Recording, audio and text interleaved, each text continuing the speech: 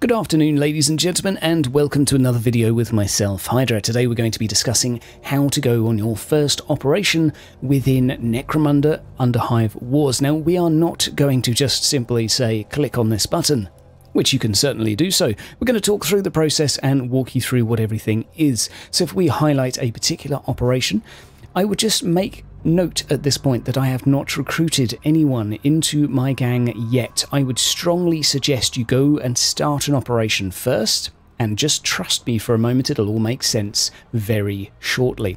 Now, as you can see here, the difficulty is brutal that we've selected, and we have 4 shifts. This could be translated to 4 days, however, given that most of the population of a hive city has never seen daylight nor night, the word day is sort of inappropriate, so we call them shifts. But this means effectively you can do 4 missions, as you can do 1 mission per shift. And then we have XP per battle. Now, this will vary depending on the difficulty you choose, so you will level up a lot quicker doing deadly or brutal than you would doing easy or normal, but of course there is more risk.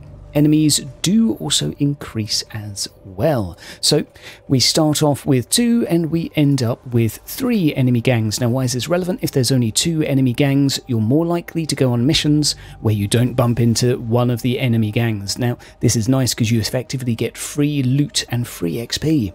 But down here, 3 enemy gangs are far less likely to happen, and when there's a royal rumble, it's going to be a lot more rumble. And so we move on to the enemy crew rating, which is effectively how good they are compared to you. We can see a very large difference between normal and brutal. I would say brutal, you would generally be starting with gang members or playing against gang members with a fair variety of skills, and in deadly they're pretty much completely fleshed out characters. Of course, not with all of the stat increases, but they're going to be pretty scary. Now, the enemy gang size isn't something to be particularly paranoid of. You're not going to be fighting against 7 all at once, don't worry, but it does mean they have 2 reserves, whereas if you go on easy, there's only 3 fighters. Now, will they recruit and change and adapt on the way? I have to say I'm still figuring that out at the moment, but I do suspect if you injure a few within deadly, well, they're going to have plenty of reserves to replace them with.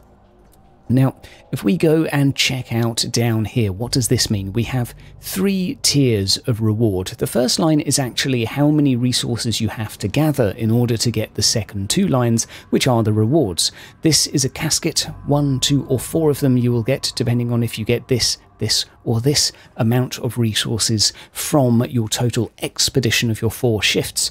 And of course, we have 1, 2, 3 potential prizes when it comes to credits, so you want to aim for the top.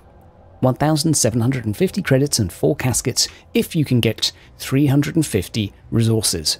Pretty cool. And of course, there is a minor quest as well, if you could call it that, or a task from your clan, and that is for an extra casket and some extra credits.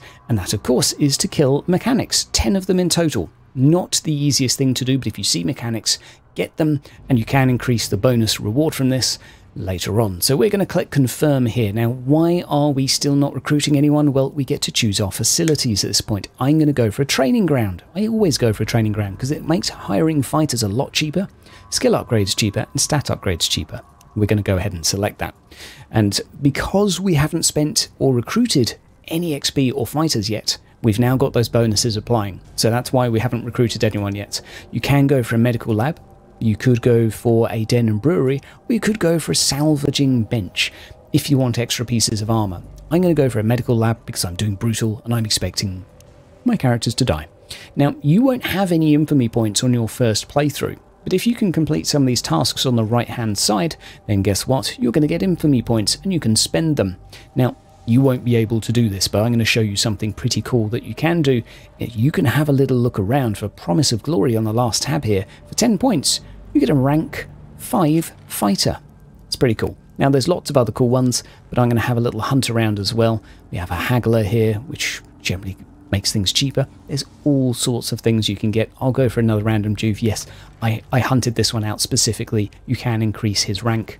And lots of others. I'm not going to show you all of them, but there's a few examples for you. So we'll click back. I won't spend the rest. We'll just click confirm and we'll progress. Now we are on our first operation.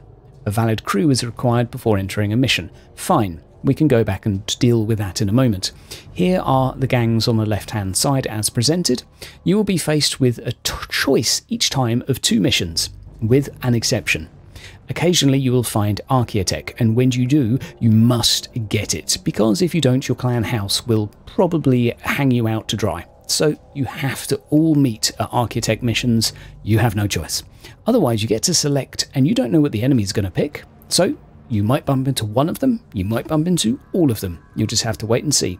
Now the total sector rewards, again, these are our targets down here. You'll see a tick, and a tick if you manage to achieve them. And this bar along the top represents the total amount of resources available within the sector and how many are being gathered. Obviously that bar will decrease, these bars will increase, and this number at the end will be how many resources you have gathered thus far. Remember our little reward down here, one of the infamy points will increase this credit reward from 55 to 155, and you can even increase it in total to 450, so it becomes pretty damn good. And you can see over on the right hand side the various rewards you can get from each of the missions. Occasionally you will also find, and this is random, the enemy hideouts. You can attack them and take their stuff. It's pretty cool. They will be defended. They will not be empty, as if you are attacking they will effectively be forced back to defend. And so we go very briefly back to show off our crew management. Here are our 2 free crew members. Very cool. We've still got our 650 credits. Very nice. We can now go ahead and recruit, and I reset the tutorial, so I've got all of this showing up again. But this is just simply to show off the fact that I've got 650, so now I can get myself a leader, hire them, go over here, and then I've got lots of money left and a discount. So this is going down to 280 now, so I can hire one of these, and I can even go back and hire another competent Juve. Oh no, wait, I can't, because it does seem that the...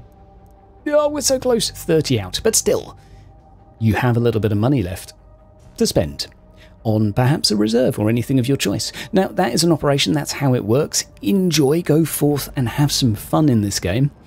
Let me know down in the comments how hyped you are for launch, which is today. Enjoy. There will be a live stream coming out from me later in the evening, and there will be a video being pushed just at the tip of launch to show off my first game with my Escher gang, which was an absolute blast. Ladies and gentlemen, it's been an absolute hoot. Looking forward to launch. See you soon.